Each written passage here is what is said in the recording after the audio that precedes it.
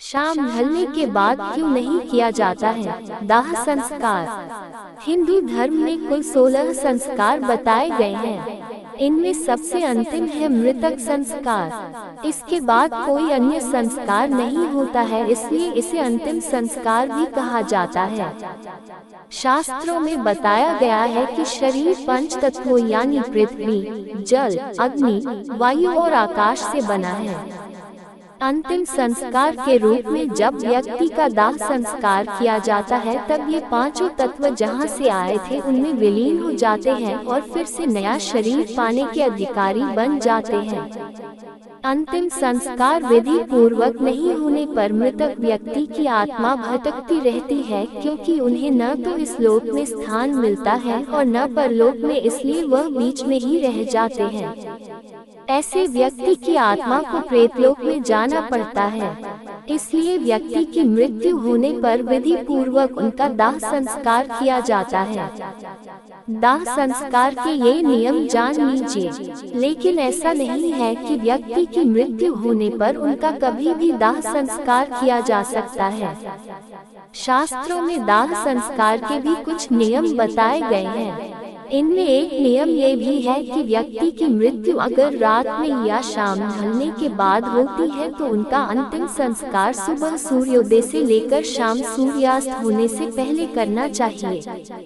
सूर्यास्त होने के बाद शव का दाह संस्कार करना शास्त्र विरुद्ध माना गया है।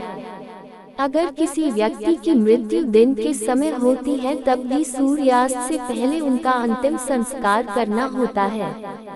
शाम ढलने के बाद ये संस्कार नहीं किया जाना चाहिए। रात में इसलिए नहीं किया जाता है दाह संस्कार। पंडित विजय कुमार बताते हैं कि शास्त्रों के अनुसार सूर्यास्त के बाद शव का अंतिम संस्कार नहीं किया जाना चाहिए। इसका कारण यह माना जाता है कि सूर्य ढलने के बाद अगर अंतिम संस्कार किया जाता है तो दोष लगता है। इससे मृतक व्यक्ति को परलोक में कष्ट भोगना पड़ता है और अगले जन्म में उसके किसी अंग में दोष हो सकता है। एक मान्यता ये भी है कि सूर्यास्त के बाद स्वर्ग का द्वार बंद हो जाता है और नरक का द्वार खुल जाता है। एक मत ये भी है कि सूर्य को आत्मा का कारक माना गया है। सूर्य ही जीवन और चेतना भी है। आत्मा सूर्य से ही जन्म लेती है और सूर्य में ही विलीन होती है।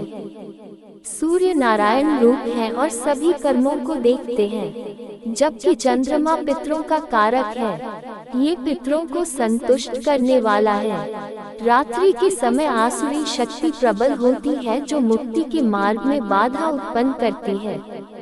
इन्हीं कारणों से शास्त्रों में शाम ढलने के बाद मृतक व्यक्ति का अंतिम संस्कार नहीं करने की बात कही गई है।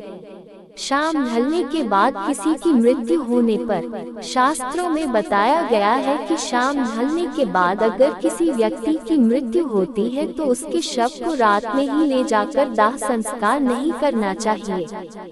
ऐसे व्यक्ति के शव को आदर पूर्वक तुलसी के पौधे के समीप रखना चाहिए और शव के आसपास दीप जलाकर रखना चाहिए। शव को रात में कभी भी अकेले या वीराने में नहीं छोड़ना चाहिए। मृतक व्यक्ति की आत्मा अपने शरीर के आसपास भटकती रहती है और अपने परिजनों के व्यवहार को देखती है, इसलिए परिवार के सदस्यों को मृतक व्यक्ति के शव के पास बैठकर भगवान का ध्यान करना चाहिए ताकि मृतक व्यक्ति की आत्मा को शांति मिले।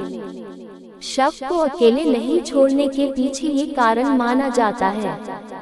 शरीर को छोड़कर जब आत्मा निकल जाती है तो शरीर के एक खाली घर की तरह हो जाता है। इस खाली घर पर कोई भी बुरी आत्मा अधिकार कर सकती है। इसलिए बुरी आत्माओं से शव की रक्षा के लिए लोगों के आसपास होना चाहिए।